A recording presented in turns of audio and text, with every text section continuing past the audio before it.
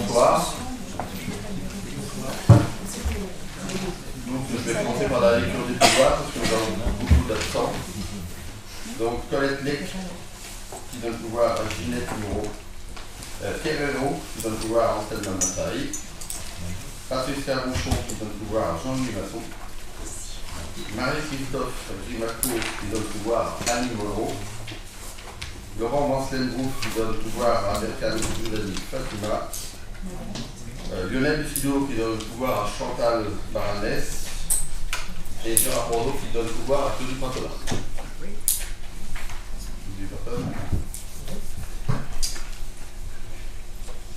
Nous allons commencer par l'ordre du jour. On va désigner un secrétaire de séance, Martine.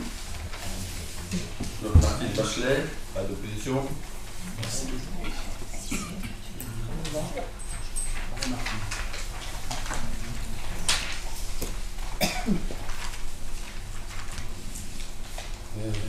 passer après l'approbation du procès verbal et des remarques.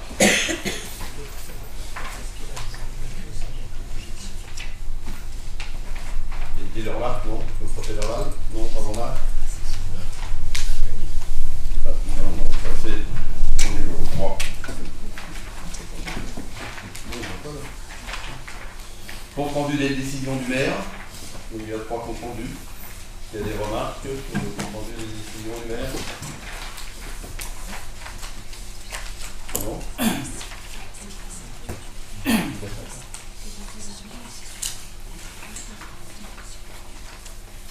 Alors, excusez-moi, le procès verbal, il faut le mettre au vote. Vous voyez ? Bon. Alors on va voter pour le procès verbal. Qui est pour ? Donc, qui est contre? Personne. Pas d'abstention. Alors, l'unanimité. Compte rendu des décisions du maire, donc les 3 comptes rendus. Pas de commentaires? Non, ça va, c'est un conseil que vous avez vu. Alors, on va commencer par l'ordre du jour, c'est le soutien au BAFA. Donc, vous savez que nous accueillons des jeunes en stage pratique BAFA non rémunérés en vue de favoriser leur orientation professionnelle et considérant qu'il est juste de prendre en charge une partie du coût de la formation BAFA.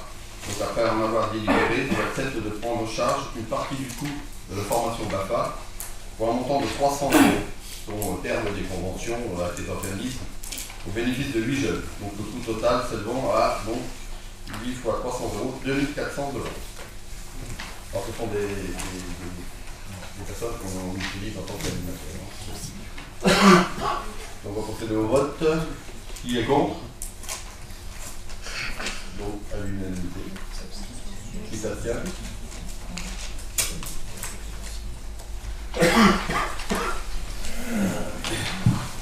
Délibération numéro 5. Une demande d'aide financière en fonctionnement auprès du département pour l'école multisport. Vous savez que depuis que nous sommes revenus à 4 jours par semaine, tous les mercredis de 10h à 12h, il y a 2 éducateurs sportifs qui accueillent 24 enfants au gymnase Gessler. Ils leur proposent des pratiques sportives variées, organisées en cycle de vacances. Gymnastique au sol, au agrès, handball, escalade, badminton, roller, tennis de table et hockey sur roller. Donc une étude est en cours pour proposer une extension de l'école multisport afin d'augmenter la capacité d'accueil à compter de septembre 2019. Donc considérant que le département de Seine-et-Marne encourage la création et le fonctionnement des écoles multisport, et considérant que la commune répond aux critères et aux cahiers des charges définis par l'Assemblée départementale, après en avoir délibéré, on sollicite une subvention de fonctionnement auprès du département dans le dispositif des écoles multisport. Donc, qui est contre? Pas d'abstention. L'unanimité. Alors, demande d'aide financière au fonctionnement à la caisse d'allocation familiale de Seine-et-Marne pour l'année 2019. Donc ça concerne l'université des parents. Donc toutes ces actions sont organisées à l'Arcature par le service intergénération, la bibliothèque et la ludothèque. Donc c'est la mise à disposition d'un lieu ouvert, donc il y a les questions des parents, il y a le pôle écoute parents, il y a les cafés parents qui sont animés par une psychologue sous forme d'atelier ou un intervenant spécialisé dans la thématique choisie sous forme de conférence. En 2018, 8 dates ont permis de proposer des thématiques variées. Il y a les cafés jeunes parents. Et l'opération aussi Petite main, petites oreilles, moment de partage et de sensibilisation à la lecture sur l'histoire et l'atelier sensoriel. Et Gym Poussette pour les parents au foyer qui souhaitent reprendre une activité sportive. Donc toutes ces actions peuvent bénéficier d'un financement de la caisse d'allocation familiale dans le cadre du dispositif REAAP, qui est le réseau d'écoute, d'appui et d'accompagnement des parents. Donc depuis 2011, on a demandé des subventions. En 2011, on a demandé 4 000 €. On a augmenté en 2014 à 6 000 €. Et les 3 dernières années, nous sommes à 7 000 €. Donc on se propose aussi de solliciter cette année la caisse d'allocation familiale pour un montant de 8 000 € afin de soutenir les actions de l'université de Paris. Qui est contre? Qui s'abstient? À l'unanimité. Encore une demande de subvention, c'est un appel à projet dans le cadre du plan départemental d'action de sécurité routière pour l'année 2019. C'est qu'en 2018, les services municipaux ont organisé une journée Les dangers de la route, soutenue financièrement par la préfecture dans le cadre du PDASR, qui est le plan départemental d'action de la sécurité routière, pour un montant de 1 700 €. Donc cette manifestation a attiré un public nombreux et intéressé, environ 400 personnes. Donc pour 2019, nous avons un projet d'étendre cette manifestation sur 2 jours afin d'inviter les scolaires à participer aux différents ateliers proposés par les services municipaux et les partenaires institutionnels associatifs. Donc le SDIS, la préfecture, la police nationale, l'association de prévention routière. Donc, considérant l'intérêt d'organiser un événement permettant de sensibiliser un large public au danger de la route et lui donner toute la dimension souhaitée autour de l'enjeu de la sécurité routière sur la commune, après en avoir délibéré, on sollicite l'aide financière de la préfecture dans le cadre justement de ce plan départemental d'action et de sécurité routière pour un montant de 3 000 €. Alors au titre effectivement de prévenir les dangers sur la route, en septembre 2019.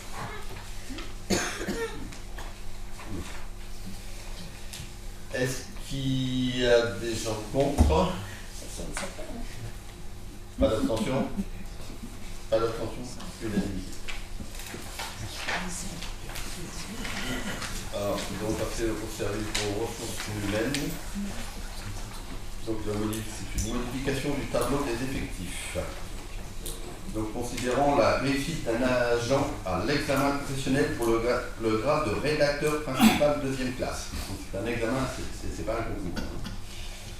Donc, la réussite à cet examen, donc, après en avoir délibéré, donc, on modifie le tableau des effectifs suivant. On supprime un poste de rédacteur territorial à temps complet pour créer un poste de rédacteur territorial principal 2e classe à temps complet. Donc, c'est une réussite à un examen. Je vous demande d'accepter cette modification du tableau des effectifs. Est-il déjà contre? Des abstentions? 2, 4, 6, 5, 5 abstentions.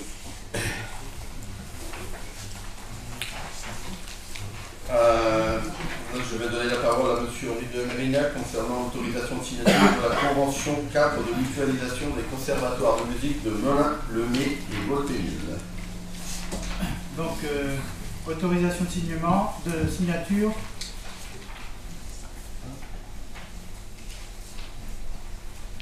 Autorisation de signature de la convention cadre de la mutualisation des conservatoires. Les conservatoires sont les conservatoires de Melun, Lemay-sur-Seine et Volpénil. Alors, c'est une histoire assez longue, dont je vais parler assez brièvement. Ça ne fonctionne pas? Non, tu ne touches rien, c'est bon. Ça marche.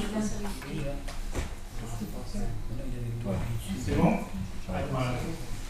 Donc, les 3 conservatoires étaient régis par ce qu'on appelle une convention tripartite qui régissait le fonctionnement des conservatoires selon un mode qui était très succinct, qui permettait beaucoup de liberté aux communes et très peu de contraintes, mais dont le résultat était en fin de compte plus la survie des conservatoires que de s'inscrire dans une politique à long terme.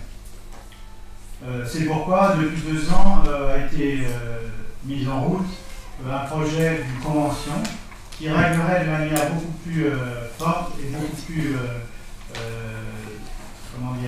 beaucoup plus projective sur le long terme, en sorte que se rapproche plus dans le fonctionnement d'une mutualisation de ces conservatoires. Alors cette mutualisation, elle matérialiserait plusieurs directions. Elle se matérialiserait au niveau de l'offre pédagogique, de l'uniformisation des tarifs. L'uniformisation des tarifs a été un projet qu'on a eu beaucoup de mal à mettre en route, puisque depuis quelques années, les tarifs sont partis un petit peu dans tous les sens, du fait que finalement, la convention tripartite laissait les communes assez libres de ces tarifs. Cette convention-là est plus rigide, puisqu'elle veut résoudre le problème qui a été posé aux différents parents d'élèves qui se sont trouvés avec des tarifs différents sur le B, sur Melun ou sur Volpellier. Donc, un des facteurs les plus importants, c'était de réduire cette disharmonie entre les tarifs. L'offre pédagogique, ça a toujours fonctionné. Donc ça, ce n'est pas vraiment un problème, simplement ça permet de la formaliser de manière pérenne. La mutualisation concerne les orchestres symphoniques et l'harmonie des trois conservatoires, ce qui est très important parce que dans un conseil municipal précédent, on a précisé justement le fonctionnement, ce qui a été agréé par le conseil municipal, le fonctionnement de ces deux orchestres symphoniques et d'harmonie.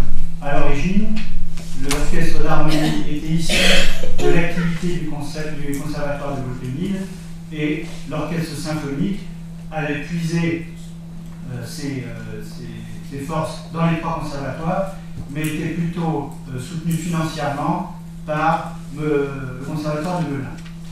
Donc, la mise en avant et la pérennisation de ces deux orchestres est très importante parce qu'elle permet d'architecturer toute l'action de l'enseignement des conservatoires autour d'une pratique collective.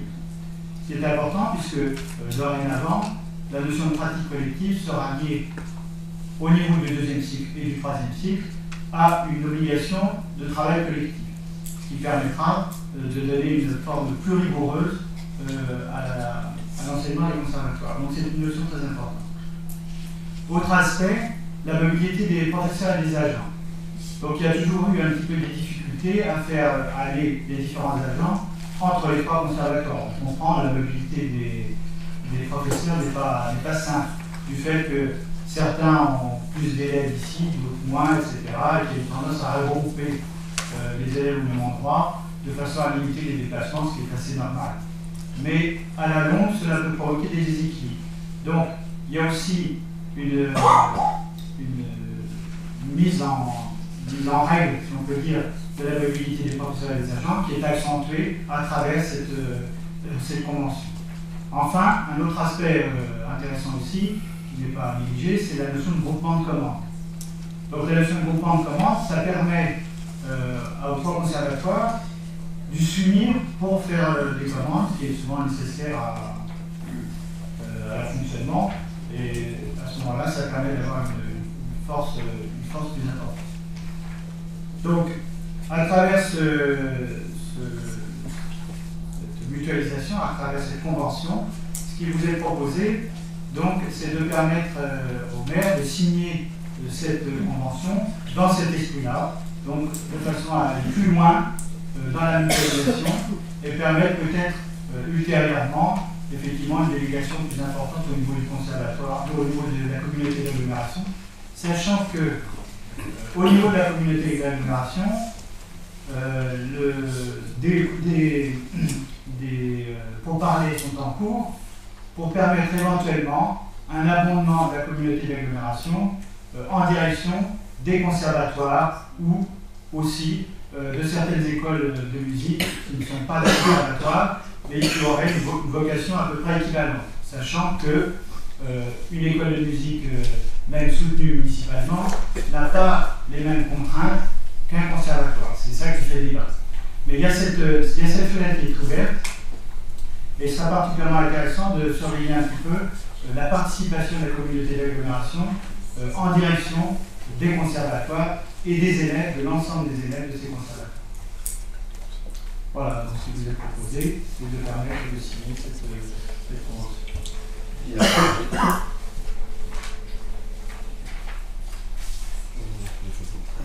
Oui, simplement un petit mot sur la participation de la communauté, c'est ce qu'on appelle les fonds de concours.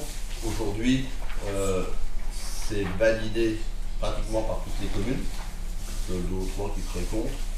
Et donc c'est en bonne voie. Normalement, il devrait y avoir une décision modificative de la communauté au mois de février. Après, il y a... On ne connaît pas encore longtemps. Après, il y a une petite nuance légale, mais ça sera discuté plus tard, puisqu'on a une réclamation sur la validité propre du fonds de concours. Puisque c'est un fonds de concours qui sera sur du fonctionnement, alors que normalement, les fonds de concours sont sur de l'investissement. Voilà. Donc, qui est contre? Qui s'abstient? Donc, à l'unanimité. Après, nous allons faire une expérimentation des nouvelles modalités d'inscription de l'accueil loisirs jeunes. Charlène,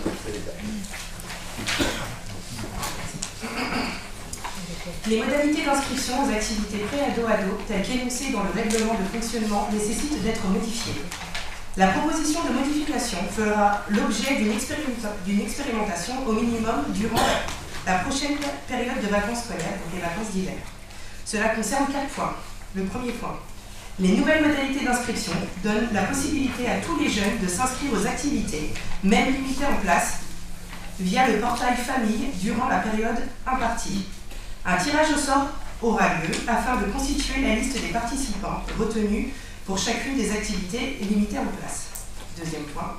Les inscriptions aux activités pour les petites vacances seront 2 semaines avant le début de celle-ci.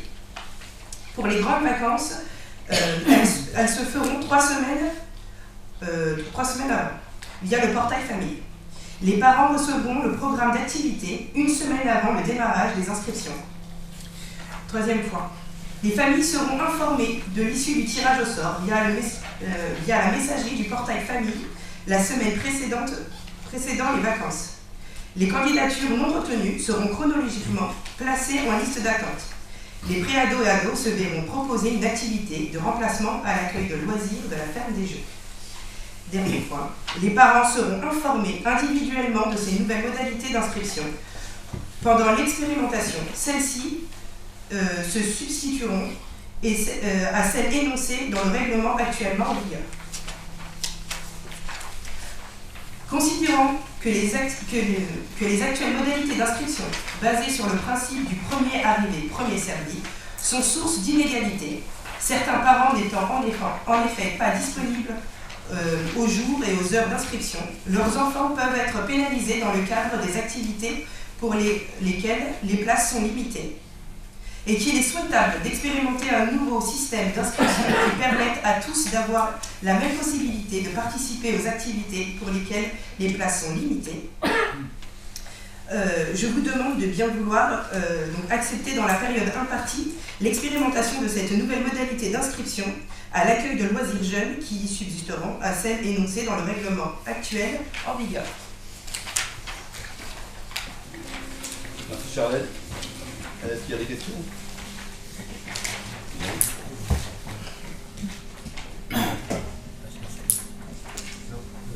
Vous parlez de tirage au sort. Je voulais déjà savoir comment se passait le tirage au sort, qui avait pour faire le tirage au sort.